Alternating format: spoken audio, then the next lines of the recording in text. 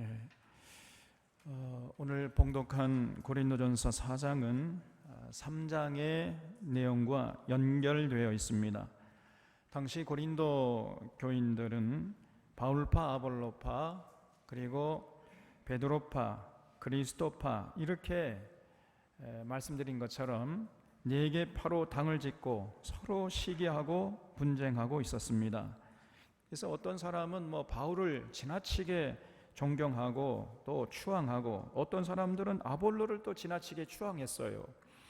그뿐 아니라 거기서 그치는 것이 아니고 자기가 존경하는 사람을 중심으로 당을 짓고, 그리고 자기 편에 서지 않으면은 그걸 시기하고, 그러면서 이제 분쟁했던 것입니다. 그래서 바울이 3장에서 나는 복음을 심는 자에 불과한 것이고 아볼로는 물을 주는 자에 불과한 자다, 그러면서 그들의 어리석음을 책망했던 것이지요. 그리고 어떤 사람이 무슨 대단한 공적을 남긴 것처럼 보일지라도 그 공적은 반드시 하나님의 불시험을 통과해야 되고 그 불시험이라는 검증을 받아야 한다는 거예요. 그때까지는 어떤 판단도 하지 말라는 것입니다. 그래서 그 공적이 불시험을 당해도 잿더미로 변하지 않고 그대로 남아있으면 그 공적은 진짜지요. 그래서 그 공적을 남긴 사람은 상을 받겠지만은 그 불시험을 당할 때 잿더미로 변해버리면은 그런 공적은 아무런 의미가 없는 것이고, 그런 공적을 남긴 사람은 아무런 상을 받지 못할 뿐 아니라 하나님에게 해를 받게 된다는 거예요. 그래서 우리 모두는 하나님 앞에 가서 보기 전에는, 그리고 그 불시험을 당하기 전에는 어떤 공적도 자랑할 것이 못 된다는 것입니다. 이거를 바울이 강조했어요. 그래서 우리가 물론 훌륭한 분들을 칭찬하고 존경하는 것은 좋은 일입니다만은, 그러나 지나칠 정도로 추앙하는 것은 삼가야 돼요. 게다가 그 사람 참 훌륭하다 해가지고 그 사람 중심으로 편을 짜고 당을 짓는 것, 이거는 정말로 어리석은 짓인 것입니다. 과거 중세교회에서는요, 훌륭한 성인들을 존경한답시고 그들의 초상화를 이 교회당 벽에 걸어놨어요. 그리고 그 앞에서 그 성인들의 이름으로 기도를 한 겁니다. 예수님의 이름으로 기도하는 게 아니라 그 성인의 이름으로 기도를 해요. 그러면 하나님이 그 기도에 응답해 주신다, 이렇게 믿었던 것이죠. 또한 이 성인들이 이제 돌아가시면은 그 유골을 소중하게 보관을 했어요. 그래서 그 유골에서 굉장히 어떤 신비한 능력이 나온다, 이렇게 믿었던 것입니다. 그래서 그 유골을 붙잡고 기도를 해요. 또 그러니까 신앙이 미신으로 전락해 버린 거예요. 그러다 보니까 교회가 타락하고 변질되었던 것입니다. 그래서 종교개혁자들이 교회에서는 예수님의 십자가 외에는 그 어떤 형상이든지 어떤 사진이든지 이건 만들거나 걸어 놓으면 안 된다, 이렇게 결정을 했던 거예요. 그래서 성인들의 사진이나 유골들 전부 제거하고 교회에서 추방해버렸던 것입니다. 그런데 이런 어리석은 모습들이 500년이 지난 오늘 돌아보면은요, 오늘날 교회에서 다시 스멀스멀 살아나고 있어요. 수만 명, 수십만 명이 모이는 교회를 세웠다고 자랑하면서 어깨에 힘을 주고 다니는 목회자가 있는가 하면은 그런 목회자를 추앙하고 따르는 자들이 있습니다. 어떤 교회는요, 그 목회자의 초상화를 걸어 놓아요. 또 실물 크기로 만들어 놓은 그런 이제 그 사진을 실물 크기로 그걸 뭐라고 그러죠? 네? 뭐라고요? 아니, 동상 아니고 그 등신대라고 해요. 등신대, 실물 크기의 사진을 찍어가지고 이렇게 그래놓고 이제 교인들 지나가면서 사진도 찍게 하고 이렇게 하는 겁니다. 또 동상을 만들어 놓고 추앙하기도 해요. 여러분, 교회에서는 일절 그런 짓을 하면 안 된단 말이에요. 그런 모습들이 젖이나 먹는 갓난아기 같은 고린도 교회 교인들의 모습임을 우리는 잊지 말아야 하겠습니다. 그래서 이렇게 바울이 그 고린도 교회의 그 갓난아기 짓을 책망한 후에 4장에서 그렇다면은 이제 하나님께 부름받고 사명을 받은 자들이 취해야 할 바른 모습이 무엇인지를 말씀하고 있는 거예요. 오늘 이 말씀을 우리 사론의 교우들이 정말로 귀 기울여 듣고 마음에 깊이 새길 수 있기를 바랍니다. 1절 보겠습니다. 사람이 마땅히 우리를 그리스도의 일꾼이요 하나님의 비밀을 맡은 자로 여길지어다. 그리고 맡은 자들에게 구할 것은 충성이니라 그랬죠. 여기 우리는 사도 바울과 아볼로를 말합니다. 그러니까 바울은 자신과 아볼로를 하나님의 일꾼으로 여겨달라고 지금 고린도 교인들에게 부탁하고 있는 거예요. 여기 일꾼이라는 헬란 말은 휘페레테스라는 말을 쓰고 있는데 이 말의 의미는 원래 의미는요 하인이라는 겁니다. 하인, 종, 하인, 조력자, 조수 이런 뜻이에요. 그러니까 지금 바울이 나와 아볼로는 예수님께서 고용한 하인이요 조수에 불과하다는 거예요. 조수. 이렇게 자신을 지금 한껏 낮추고 있습니다. 그런데 고린도 교인들이 자꾸 바울을 높이려고 그래요. 바울은 그렇게 하지 말아라는 겁니다. 또 자신들을 하나님의 비밀을 맡은 자들로 여겨달라고 그랬어요. 여기서 하나님의 비밀은 예수 그리스도를 말하는 거죠. 골로새서 1장 25절 이하에서 바울은 말하기를 내가 교회의 일꾼 된 것은 하나님이 너희를 위하여 내게 주신 직분을 따라 하나님의 말씀을 이루려 함이니라. 이 비밀은 만세와 만대로부터 감추었던 것인데 이제는 그의 성도들에게 나타났고 하나님이 그들로 하여금 이 비밀의 영광이 이방인 가운데 얼마나 풍성한지를 알게 하려 하심이라. 이 비밀은 너희 안에 계신 그리스도니 곧 영광의 소망이니라 그랬어요. 여러분, 만세와 만대로부터 오므로 감춰졌던 하나님의 비밀, 그 하나님의 손에 감춰졌던 히든 카드가 뭐냐? 그것이 바로 예수 그리스도시라는 거예요. 예, 아주 시원합니다. 하나님이 온 인류를 구원하시려고 그토록 애를 쓰셨다는 사실은 우리가 창세기부터 말라기까지 그 내용을 통해서 얼마든지 분명하게 확인할 수 있잖아요. 아담과 하와의 후손들이 온 우주 만물을 창조하신 여호와 하나님의 뜻을 버리고 죄악을 일삼는 모습을 보시고 하나님이 물로 심판하신 후에 이제 노아의 후손들을 다시 번창케 하셔가지고 다시 기회를 주셨는데 이 노아의 후손들이 또다시 하나님을 배신하고 바벨탑을 쌓았잖아요. 그래서 우리가 높이 바벨탑을 쌓아가지고 하늘까지 닿게 해서 우리가 하나님처럼 되자. 피조물인 인간들이 하나님의 자리를 누렸던 것입니다. 여러분, 무서운 죄를 범했어요. 이런 모습을 보시고 하나님이 그들의 언어를 혼잡케 해서 전 세계로 흩어버렸잖아요. 그리고 거기서 끝나는 것이 아니라 이제 그 자비로우신 하나님이 그들을 다시 품에 안으려고 원대한 계획을 세우셨는데 그 도구가 바로 이스라엘 민족이었던 거예요. 그래서 야곱의 자손들 70명을 애굽의 고산 땅으로 보내셔가지고 430년을 지나는 동안에 약 200만 명으로 불어나게 하셨잖아요. 그래서 이제 이 이스라엘 민족을 이제 모세를 보내가지고 출애굽을 시켰던 것입니다. 그래서 이스라엘 민족을 출애굽시킨 후에 그 이스라엘 백성들을 시내 산으로 불러 모아가지고 거기서 하나님께서 이스라엘 백성들을 출애굽시킨 목적이 뭔지를 분명히 밝혔어요. 그것이 출애굽기 19장 5절에 나온 이것이 바로 요절 중에 요절이라 그랬지요. 우리가 사론의 교인들은 반드시 출애굽기 19장 5절은 암송해야 한다 그랬어요. 이게 성경을 관통하는 요절 중에 요절입니다. 세계가 다 내게 속하였나니 너희가 내 말을 듣고 내 언약을 지키면 너희는 모든 민족 중에서 내 소유가 되겠고 너희가 내게 대하여 제사장 나라가 되며 거룩한 백성이 되리라 그랬어요. 이스라엘 민족을 하나님께 등을 돌린 온 인류를 구원하기 위한 하나님의 도구로, 거룩한 도구로 쓰시려고 이스라엘 백성들은 출애굽시켜가지고 지금 시내산에 불러 모았다는 거예요. 그래서 출애굽 백성들을 미디안 광야에서 40년 동안 하나님과 맺은 언약을 지키도록 혹독한 훈련을 시켰지 않습니까? 그런 후에 이제 젖과 꿀이 흐르는 가나안 땅에 정착시켰는데 그만 이 이스라엘 백성들이 하나님의 은혜를 잊어버리고 자신들을 행복하게 만들어줄 하나님과 맺은 언약을 팽개쳐버리고 이 사람들이 가나안 땅에 들어가서 그냥 우상섬 이런데 정신이 다 팔려고 그랬어요. 온 마음을 뺏겨버렸습니다. 그 결과로 여러분 어떤 현상들이 일어났지요? 권력자들은 권력을 남용하고 백성들 위해 군림하느라고 정신이 없었고, 또 재판장들은 전부 뇌물을 받아먹고 재판을 굽게 했습니다.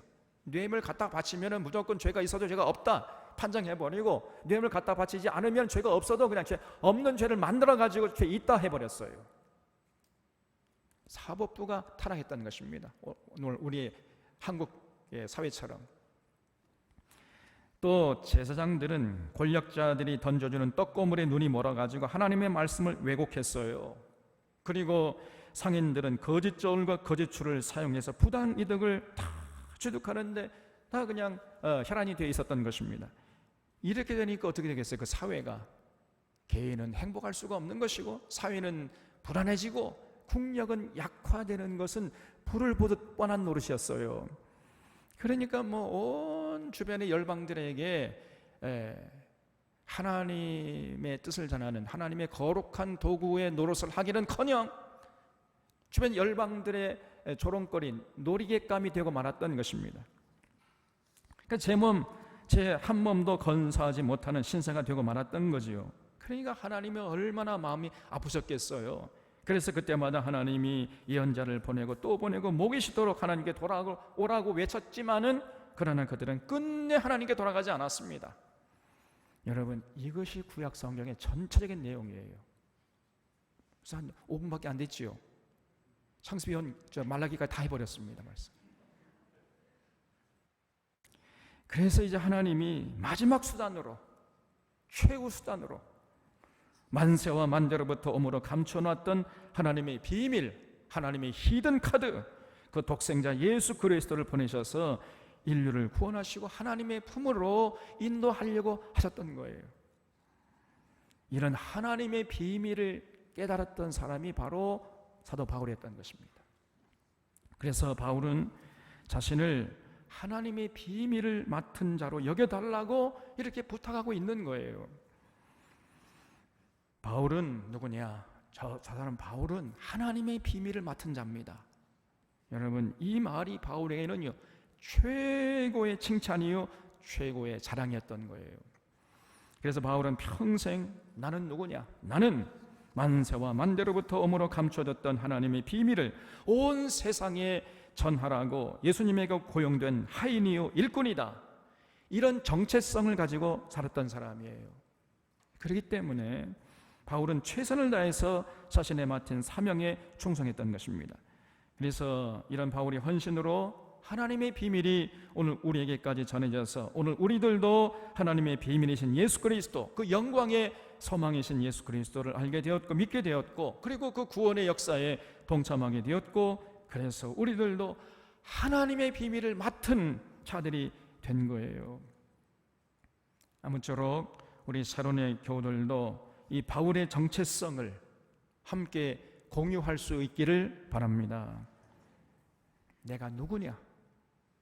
나는 만세와 만대로부터 감춰졌던 하나님의 비밀이신 예수 그리스도를 전하라고 부름을 받은 사명자다. 그 예수님의 일꾼이다. 이런 자기 정체성을 뼛속 깊이 새길 수 있기를 바랍니다. 왜냐하면요, 이런 자들이 진실로 복된 자들이기 때문이에요. 그리고 그런 사명을 맡은 자들에게 구할 것은 충성임을 깊이 인식하시고 진실로 그 사명에 충성할 수 있기를 바랍니다. 자, 그렇다면은요, 우리가 어떻게 하는 것이 진실로 충성인 것입니까? 무엇이 충성이냐? 이 질문이 굉장히 중요하지요. 충성의 헬란 말은 피스토스라는 말인데, 이 말은 원래 변치 않는, 변질되지 않는, 퇴색되지 않는 이런 뜻이에요. 그래서 충성은 첫째로 아무리 세월이 흘러도 변치 않는 것입니다. 이게 충성이에요. 그저 비가 오나 눈이 오나 변치 않고 죽을 때까지 자기 사명의 자리를 지키는 것, 이것이 충성인 것입니다. 죽을 듯이 끓었다가 금방 식어버리는 이 냄비 근성을 가진 자는 절대로 하나님께 충성할 수가 없는 거예요. 예수님께서 자신을 뭐라고 소개했죠? 나는 처음이요 나중이라 그랬죠. 여러분, 처음의 열심과 나중의 열심이 동일하신 분이 예수님이시라는 거예요. 처음과 나중이에요. 처음에는 열심을 내다가 중간에 변질되는 사람들이 많아요. 또 끝이 좋지 못한 사람들이 너무나 많습니다. 나중에는 이상하게 변해버려요. 그런 사람은 절대로 하나님께 충성하는 사람이 될 수가 없단 말이에요. 처음과 나중 동일해야 돼요. 또 충성은 죽도록 충성하는 것입니다. 여러분, 죽을 때까지 충성하는 것은 충성의 기간을 말하는 것이고, 죽도록 충성하는 것은 충성의 정도를 말하는 거예요. 예수님이 서문학교의 교인들을 향해서 네가 죽도록 충성하라, 그리하면 내가 생명의 면류관을 내게 주리라, 이렇게 말씀하셨잖아요. 무슨 뜻입니까? 이건 죽을 때까지 충성하는 말이 아니고 죽기까지, 다시 말하면 순교를 각오하고 목숨을 내걸고 충성하라는 거예요. 하나님의 비밀을 맡은 자들에게 요구되는 것이 바로 이런 자세인 것입니다. 조금 사명감당하다가 어려우면 돌아서 버리고 주저앉아 버리고 낙심하고, 이런 모습은 하나님의 비밀을 맡은 자들에게 부끄러운 모습이에요. 이처럼 하나님의 비밀을 맡은 자들은 그 비밀을 전하기 위해서 죽을 때까지 충성하고 죽도록 충성하는 거예요. 이런 자들 향해서 하나님께서 훗날 참 잘했다, 착하고, 그다음 뭐요? 충성된 자라, 이런 평가를 내려주실 것이고, 그런 자에게 하나님의 나라를 기업으로 남겨주시는 것입니다. 그래서 이렇게 우리가 하나님의 비밀을 맡은 일꾼으로서 죽을 때까지 충성하고 죽도록 충성해야 되는데, 그렇게 하기 위해서는요, 반드시 우리가 기억해야 할 것이 있어요. 두 가지를 지금 바울이 얘기하고 있습니다. 첫째는 주변 사람들의 평가에 연연해서는 안 된다는 거예요. 여러분, 이 사람의 평가는요, 오늘 다르고 내일 다릅니다. 더 나아가서는요, 아침에 다르고 저녁에 달라요. 이걸 조변석계라고 합니다. 사람들의 평가는 이 믿을 만한 게 못 돼요. 그래서 그 사람들의 평가에 일희일비하는 자들은 절대로 하나님께 충성할 수가 없는 것입니다. 여러분, 3절에서 바울이 뭐라고 얘기하고 있냐면은 너에게나 다른 사람에게나 판단받는 것이 내게는 매우 작은 일이라. 나도 나를 판단하지 아니하노니 내가 자책할 아무것도 깨닫지 못하나 이로 말미암아 의롭다함을 얻지 못하노라. 다만 나를 심판하신 이는 주이시니라 그랬죠. 거기 너희에게나 다른 사람에게나 판단받는 것이 내게는 매우 작은 일이라 줄 쳐주시기 바랍니다. 바울은요, 사람의 평가에 연연하지 않았다는 거예요. 자신을 칭찬하든지 비난하든지 거기에 연연하지 않고 일희일비하지 않았어요. 심지어 바울은요, 자신이 내린 평가에도 별로 그걸 중요하게 생각하지 않았다는 거예요. 나도 나를 판단하지 않는다 했잖아요. 여러분, 내가 나를 가장 잘 알잖아요. 그래서 자신을 돌아보면서 자기가 자기를 정직하게 평가해 보니까 하나님 앞에서 아무런 자책할 것이 없다는 거예요, 바울이. 여러분, 대단하지 않습니까? 스스로 자책할 것이 아무것도 없는 사람이 사실은 몇 사람이나 되겠습니까? 그런데 바울은 적어도 자신이 스스로 평가해 볼 때 하나님 앞에서 한 점 부끄러움이 없는 삶을 살았다는 거예요. 아무런 자책할 것이 없을 만큼 그렇게 거룩하게 의롭게 살았다는 겁니다. 그러나 그렇다고 해서 그런 자신의 평가를 가지고 의롭다함을 얻을 수 있는 것은 또 아니라는 거예요. 다시 말해서 내가 나를 판단하는 것도 맞지 않을 수 있고 틀릴 수 있다는 거예요. 그렇기 때문에 자신이 자신을 평가하는 것도 별로 중요하지 않다는 겁니다. 그러면 누구의 평가가 중요합니까? 오직 자신을 고용한 예수님의 평가. 예수님이 과연 나를 어떻게 평가하실 것인가? 바울은 언제나 여기에 관심을 갖고 살았던 사람이에요. 이런 자세가 바울을 하나님께 평생토록 충성하도록 만들었던 비결이었던 것입니다. 대부분의 사람들은요, 주위에서 누가 조금 칭찬하면은 어쭈랍니다. 그냥 어깨에 힘이 들어가요. 그리고 조금 비판을 하면은요, 그냥 풀이 죽어버립니다. 그런 자들은 절대로 하나님께 죽을 때까지 죽도록 충성할 수가 없습니다. 그런 외부의 평가를 우리가 완전히 초월하고 그런 주변의 평가로부터 우리가 자유할 수 있어야 돼요. 우리 사랑하는 사론의 교우들이 그러한 자세로 살아갈 수 있기를 바랍니다. 저도 때로 우쭐할 때도 있고요, 또 그냥 기가 죽을 때도 있어요.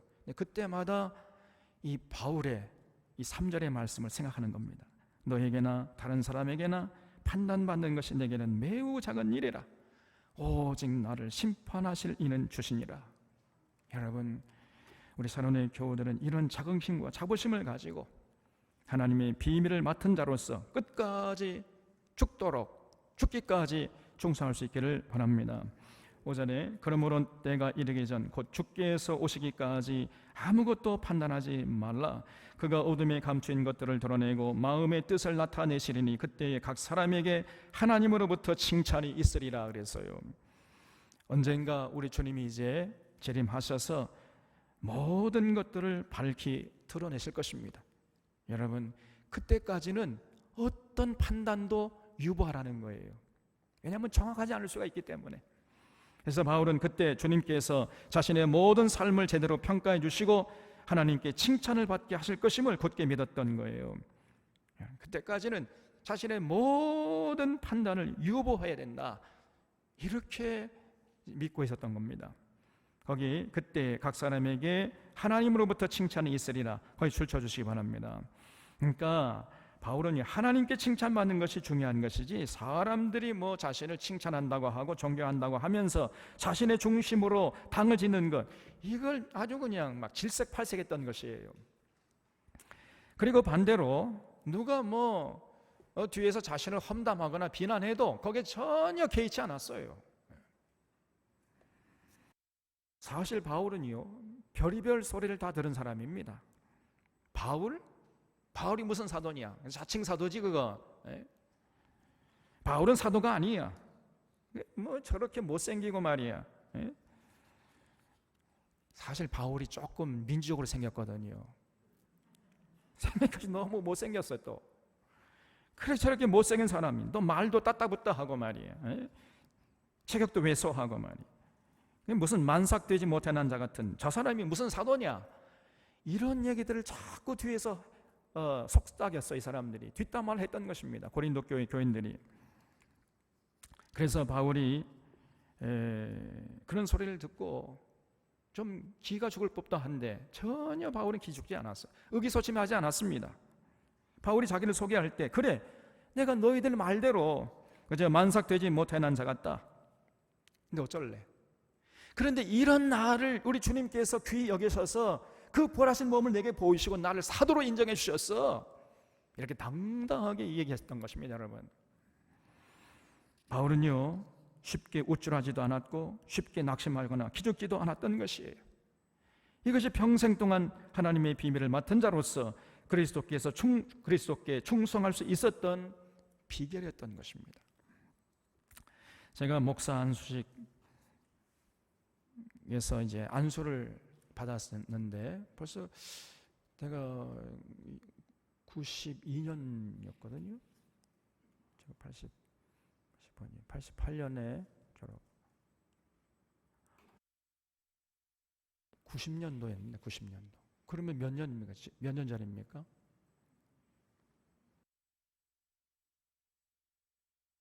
예? 120, 90, 31년 전이네. 벌써 31년이 됐습니다. 제가 목사 안수 받은 지. 근데 그때 저를 안수한 목사님이 서울의 퇴계로에 있는 그 충무교회를 섬기는 박종열 목사님이셨는데 지금 은퇴하시고 지금은 어떻게 돌아가셨는지 모르겠습니다만은, 근데 그때 그분이 굉장히 카리스마가 넘치는 분이었습니다. 그분이 저를 안수하시고 이제 안수 끝난 다음에 악수리 하잖아요. 이렇게 돌아가면서 악수는 저를 딱 보더니 그리스도께 충성, 이 한마디만 해요. 딱 그 말이 그냥 제 마음속에 들어 비수처럼 꽂혀버렸습니다. 그리스도께 충성. 그 음성이 아직도 생생해요. 그래서 저도 이제 후배 목사님들 안수할 때 그리스도께 충성하십시오. 저는 뭐 카리스마가 별로 없으니까 그리스도께 충성하십시오. 이 한마디만 합니다. 다른 얘기 안 해요. 그 누구에게도 인정받으려 하지 말고, 그 누구의 칭찬에도 우쭐하지 말고, 그 누구의 비난에도 기죽지 말고, 오직 예수 그리스도의 평가만을 중요하게 생각하면서 그리스도에게 충성하는 자가 되십시오. 여러분, 이런 마음과 이런 자세가 우리 모두에게 있어야 돼요. 그런 자들은 세상 사람들이 알아주지 않을지 몰라도 우리 주님은 알아주시고, 그런 사람을 하나님이 칭찬하시는 것입니다. 6절에 형제들아, 내가 너희를 위하여 이 일에 나와 아볼로를 들어서 본을 보였노니 이는 너희로 하여금 기록된 말씀 밖으로 넘어가지 말라 한 것을 우리에게서 배워 서로 대적하여 교만한 마음을 가지지 말게 하려 함이라. 그래서요, 거기 이 일에 나와 아볼로를 들어서 본을 보였으니 줄을 쳐주시기 바랍니다. 여러분, 바울은요, 사람들의 칭찬에 우쭐하지 않고 사람들의 비난에 기죽지 않고 오직 주님의 평가만을 중요하게 생각하기 때문에 누가 자신을 부추겨서 자기 중심으로 당을 짓는다고 해도 손살이 치면서 거부했어요. 그리고 또 비난하면서 핍박을 해도 전혀 개의치 않았습니다. 이 참된 충성의 본을 보여준 것이지요. 그래서 자신 있게 바울은 내가 너희들에게 본을 보였노라 이렇게 말하면서 자신을 본받으라고 지금 강조하고 있는 거예요. 그러나 이런 바울의 권면을 이 고린도 교회 교인들이요, 그냥 한 귀 듣고 한 귀로 흘려버렸어요. 전혀 귀담아 듣지 않았습니다. 그러면서 여전히 당을 짓고, 바울은 싫다고 하는데 자꾸 바울 중심으로 뭉쳐가지고 당을 짓고 그러면서 시기하고 분쟁했던 거예요. 이게 고린도 교회 교인들이었던 것입니다. 그래서 7절에 누가 너를 남달리 구별했느냐? 네게 있는 것 중에 받지 아니한 것이 무엇이냐? 네가 받았은즉 어찌하여 받지 아니한 것 같이 자랑하느냐 그랬어요. 이들은 하나님의 비밀이신 예수 그리스도에 대한 지식과 신앙을 전부 사실은 바울에게 배운 거 아닙니까? 아니면 아볼로에게 배운 것이고, 그런데 마치 자기들이 스스로 깨우친 것처럼 이렇게 자랑하면서 어깨에 힘을 주고 다녔다는 거지요. 조금만 누가 칭찬하면 으쓱하고, 그리고 다른 사람들 함부로 판단하고 정죄하고 당을 짓고 다니면서 이런 짓을 했던 것이에요. 그래서 바울이 너희들은 젖이나 먹는 갓난아기 같다 이렇게 평가했던 것입니다. 그런 사람들이, 그런 고린도 교인들이 바울을 아무리 존경한다고 하고 입에 침이 마도록 칭찬한다고 한들 그것이 바울에게 무슨 의미가 있었겠어요? 아무런 의미가 없었습니다. 바울에게는. 또 그런 사람들이 바울을 비난한다고 한들 무슨 의미가 있었겠습니까? 바울은요, 전혀 그런 사람들의 비난에 개의치 않았어요. 그래서 바울은 그런 주위의 평가에 전혀 신경 쓰지 않았던 것이고, 그렇기 때문에 바울은 평생 주님께 참된 충성을 다할 수 있었던 것입니다. 우리가 하나님의 비밀을 맡은 자로서 죽을 때까지 충성하고 죽도록 충성하기 위한 또 하나의 비결이 있는데, 그것은요, 끊임없이 낮아지려는 자세를 잃지 않아야 한다는 것이에요. 우리에게 높아지려고 하고 사람들에게 뭔가 인정받으려고 하고 칭찬받으려고 하는 마음이 있다면 벌써 그것은 변질되고 타락하고 있다는 반증이라는 사실을 잊지 마셔야 돼요. 그걸 스스로 생각할 수 있어야 하는 것입니다. 8절에 너희가 이미 배부르며 이미 풍성하며 우리 없이도 왕이 되었도다. 우리가 너희와 함께 왕노릇하기 위하여 참으로 너희가 왕이 되기를 원하노라. 내가 생각하건대 하나님이 사도인 우리를 죽이기로 작정된 자같이 끄트머리에 두셨으며 우리는 세계 곧 천사와 사람에게 구경거리가 되었노라 그랬죠. 거기 마치 죽이기로 작정된 자같이 맨 끄트머리에 두셨으며, 줄을 쳐주시기 바랍니다. 무슨 말이죠? 바울은요, 사람들에게 인정받고 칭찬받고 존경받고 어떤 대접을 받으면서 사명을 감당한 것이 아니고, 마치 도살장에 끌려가는 짐승 같은 대접을 받으면서 사명을 감당했다는 거예요. 모든 천사들과 모든 사람들에게 구경거리와 조롱거리가 될 정도로 그렇게 비천한 대접을 받으면서 바울은요, 그래도 사명을 감당하려고 애썼다는 것입니다. 우리가 그렇게 할 수 있겠습니까, 여러분? 또 10절에서 우리는 그리스도 때문에 어리석으나 너희는 그리스도 안에서 지혜롭게 되었다, 이렇게 말을 하지요. 이게 무슨 말이에요? 바울은 당시 유대교나 헬라 철학에 정통한 사람이고 통달한 사람이었잖아요. 그러나 그 모든 그런 세상적인 지식들은 마치 전부 배설물처럼 여기면서 다 버렸던 것입니다. 그래서 어리석은 자가 됐다는 거예요. 그리고 오직 예수 그리스도를 아는 지식만을 바울은 자랑했어요. 그리고 하나님의 비밀을 맡은 자의 사명을 감당할 때도 어떤 설득력 있는 지혜의 말로 하지 않고 성령의 나타남과 능력으로 했다고 했지요. 이게 무슨 말이라고 그랬습니까? 제가 지난주에 말씀드렸잖아요. 다시 말해서 자신이 통달한 그 헬라 철학을 자랑하면서 그 자신의 지식을 과시하면서 복음을 전하려고 하지 않고 그냥 성경을 쉽게 풀어주는 방식으로 복음을 전하려고 했다는 거예요. 이렇게 바울은 그리스도 때문에 어리석은 자가 되었고, 거기에 반비례해서 고린도 교인들은 바울이 그 성경 구절을 잘 풀어서 말씀해 주니까 하나님의 비밀이신 예수 그리스도를 잘 아는 지혜로운 자들이 되었다는 거예요. 또한 바울은 고린도 교인들을 강하게 하고 존귀하게 하기 위해서 자신은 약해지고 비천하게 되는 삶을 감내했습니다. 만세와 만대로부터 어머로 감춰졌던 하나님의 비밀인 예수 그리스도를 전하기 위해서 바울은요, 끊임없이 낮은 자리를 향했고 그 낮은 자리에서 고난을 감내했어요.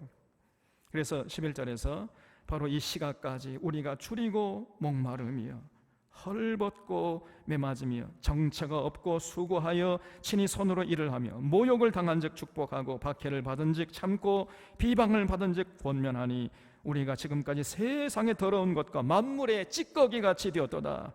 지금 이렇게 고백하고 있지 않아요? 정말 대단하지 않습니까, 여러분? 이런 바울의 삶을 상상할 때 눈물이 앞을 가리잖아요. 그리고 참 부끄러움을 금할 수가 없습니다.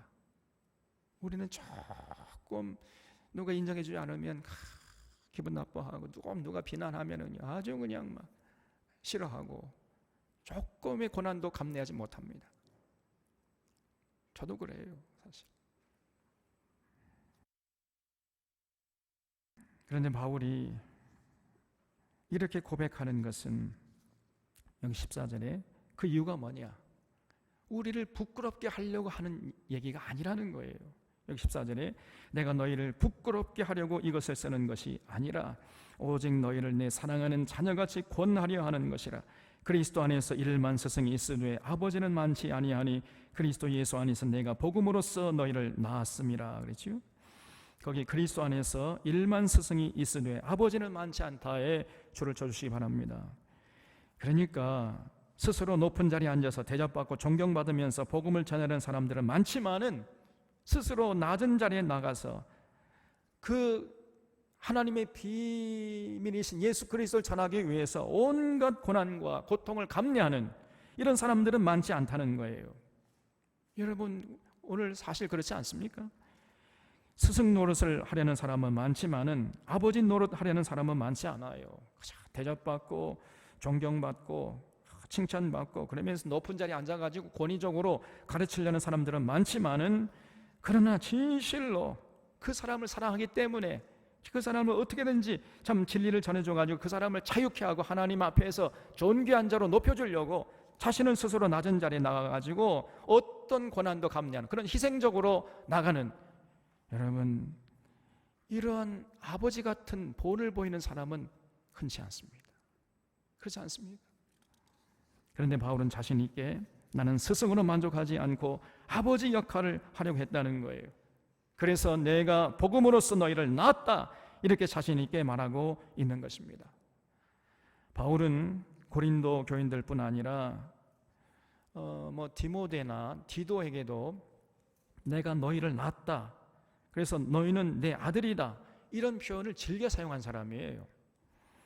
내가 너를 낳았다, 너는 내 아들이라 할 때 그 육신적인 아들을 말하는 게 아니라 예수 그리스도 십자가의 보혈을 나눴기 때문에 내가 너를 낳았다는 것이, 그래서 너는 내 아들이다. 다시 말하면 영적인 아들을 말하는 것이죠.